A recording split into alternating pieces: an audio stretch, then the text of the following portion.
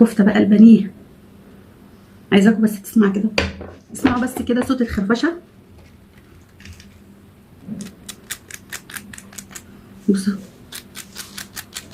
يا حبايبي كده تشوفوا الكفته البانيه الجميله دي عامله ازاي. بصوا طبعا جميله بجد، جميله مستويه من جوه وهشه، جميله جدا. ايه رايكم؟ تحفه، رهيب.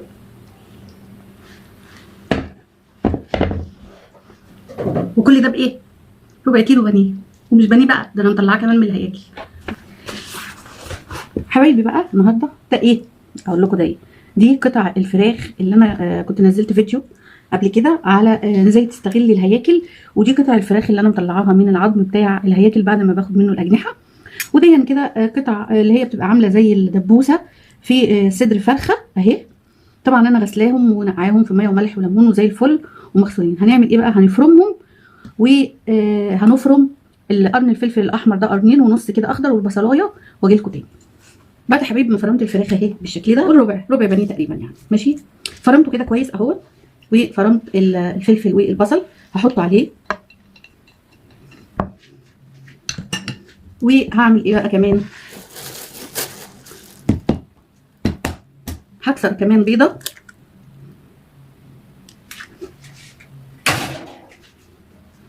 وهحط دي كوبايه بقسماط مطحون، وهحط بقى ايه؟ معلقه كاري، ونص معلقه فلفل اسمر، وربع معلقه كمون، ونص معلقه سبع بهارات، نص معلقه توم باودر، ودي معلقه بابريكا مدخنه، ولو ما عندكيش مدخنه حطي بابريكا عاديه مفيش اي مشاكل. ودي معلقه بصل باودر. الملح بتاعنا معلقه ملح كده. هنبتدي بقى في العجن. طبعا تعجني بايه؟ بايدك افضل.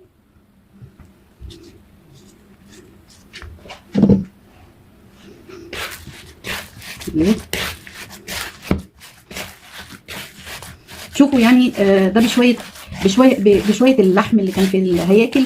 هسيب لكم ان شاء الله الرابط بتاع الفيديو في الوصف، صندوق الوصف. ممكن تعملي اكله حلوه يعني. ممكن يعني دي انا هعملها نوعين كفته، هعمل كفته منها بانيه وهعمل منها كفته بالصلصه.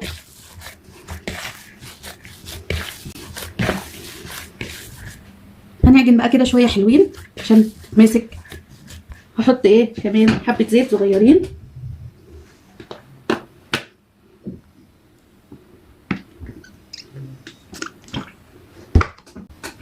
يعني حوالي معلقتين زيت بس. هحط كمان حوالي معلقه بيكنج باودر كده، معلقه صغيره عشان تنفشها وتخليها هشه. هعجنها بقى كويس وارجع لكم تاني.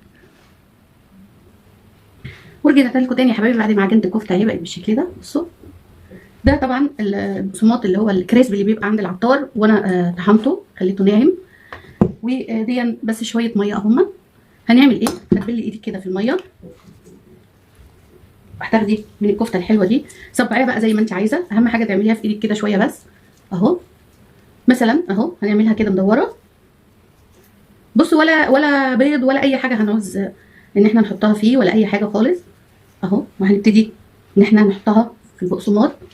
دي بقى نغطيها بالبقسماط او بالكريسبي بالشكل ده، وهنحمرها. هكمل الكريسبي اللي هي بالبقسماط، وبعدين ارجع لكم تاني. كده يا حبايبي انا عملت نص الكميه. شوفوا ما شاء الله عملت لي كميه قد ايه، حوالي 14 قرص او 15. وبقيت نص الكميه اللي باقي ده هعمله بقى ايه؟ برده هبل ايدي كده مدور. ده هعمله زي كفته داوود باشا. هاخدها كده اهي كوره صغيره، وليها بس في ايدك كده زي ما اتفقنا. وبعدين اهي هنعملها كوره كده بالشكل ده. هكملها وارجع لكم اهو حبايبي. كده خلصنا. شوفوا دي برده طلعت لنا كميه حلوه قوي اهي.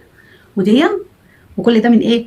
من حبه بانيه ما يجيش ربع كيلو او ربع كيلو تقريبا، واخده كمان من الهياكل. وهنروح بقى عشان هحمر دي علشان اعمل لها الصلصه بتاعتها، الصوص بتاعها، وبرده هحمر دي. النار كده بقى يا حبايبي، حطينا طاسه وفيها الزيت اللي هنحمر فيه. الزيت بس يسخن وبعدين ننزل بالكفته بتاعتنا. على فكره اهي الهياكل اللي انا اخدت منها العظم بتاعها، مش الهياكل كمان نفسها اهي. انا عملتها شوربه عشان هعمل بيها شوربه لسان عصفور. اهو هو العظم ده، بصوا اللي بيبقى معاه حته الجناح، هو ده اللي انا صفيت وخدت منه حته الفتافيت اللحم. وشوفوا مطلع شوربه جميله. الدنيا غليت بقى ونوفر.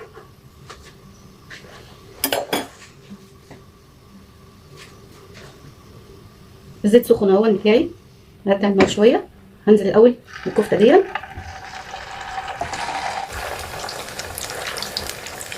يا ريت اللي معايا لسه في الفيديو ما يبخلش عليا بقى بايه لايك وكومنت حلو كده، وجربوا الوصفه موفره اقتصاديه. يعني لو اسره عملت اكلتين كده خلاص حبايبي. حمرت الكفته هي دي اللي هي داوود بيه وهحمر بقى الكفته البني.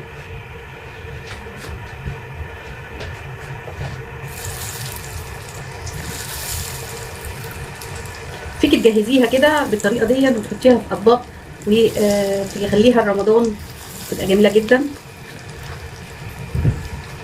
طبعا دي هنهدي النار شويه عشان احنا عايزينها تستوي، هنهدي عليها النار شويه براحتها يعني. يلا كده واحنا بنحمر الكفته البانيه نعمل ايه؟ نعمل الصوص بتاع او الصلصه التسبيكه بتاعت كفته داوود بيه. هنحط كده حته سمنه، شويه زيت صغيرين. بعد ما حطينا كده السمنه والزيت وسخن، هننزل بقى بالبصله بتاعتنا. في بصلايه فرمانه مع قرن فلفل اخضر رومي، مع نص كده قرن فلفل حامي يعني عشان يحل الموضوع، بس دي براحتك يعني.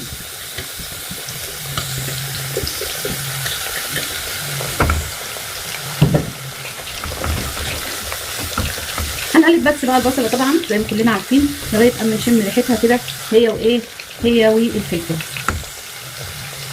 طبعا حبايبي بعد ما البصله كده اتحمرت بالشكل ده اهي، هبتدي بقى ايه اضيف الصلصه بتاعتنا.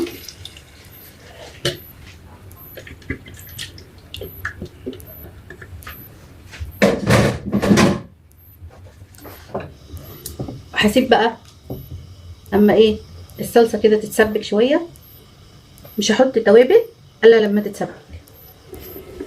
عايزه اوريكم بقى الكفته البانيه. بصوا عايزاكم بقى ايه تسمعوا القرمشه بتاعتها. بعد ما الصلصه بتاعتي كده اتسبكت هحط لها بقى ايه ربع معلقه فلفل اسمر، وربع معلقه سبع بهارات، وربع معلقه كزبره، وحبه صغيرين كمون. اقلبها كده، احط لها طبعا الملح،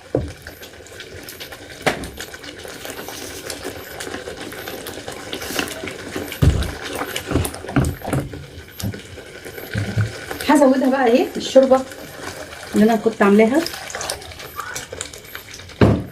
بتاعت عظم الهياكل اهي.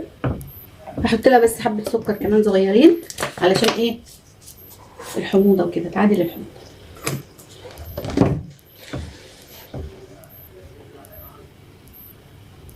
هسيبها بقى بس تغلي غلوه واحده. بعد كده بغليت غلوه واحده اهي هطفي عليها. هجيب بقى الطاجن بتاعي الحلو ده، حطيت فيه الكفته اهي، هنزل عليها بصلصه الطماطم بالشكل ده. طبعا حبايبي قبل بقى بنحط الكفته في الفرن، ده فص الثوم اللي انا قلت لكم عليه دقيته على شويه كمون وهنحطه كده. هنقلبه بقى في الصلصه، ده بيعمل طعم رهيب.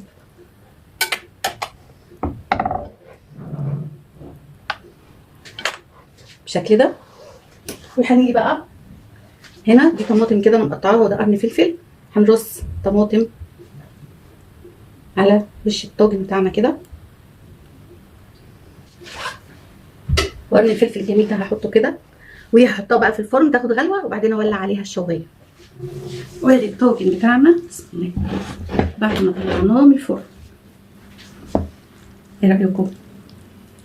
تحفه، رهيب. بعد كده بقى هندوق الكفته الحلوه اللي في الطاجن بتاعنا دي.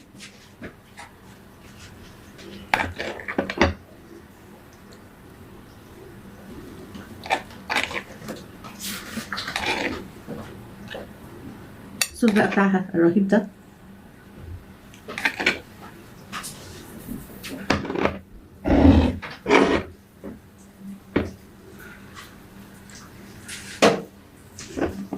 ندوق بقى كده، جميله مع الصوص بقى. رهيبه يا جماعه، يا ريت تجربوها. قولوا لي ايه رايكم، ودي وصفتي النهارده، يا رب تعجبكم. اشوفكم ان شاء الله في وصفه جديده من وصفات طمطومه. بس ما تنسوش تعملوا لي لايك وتشيروا الفيديو. مع السلامه.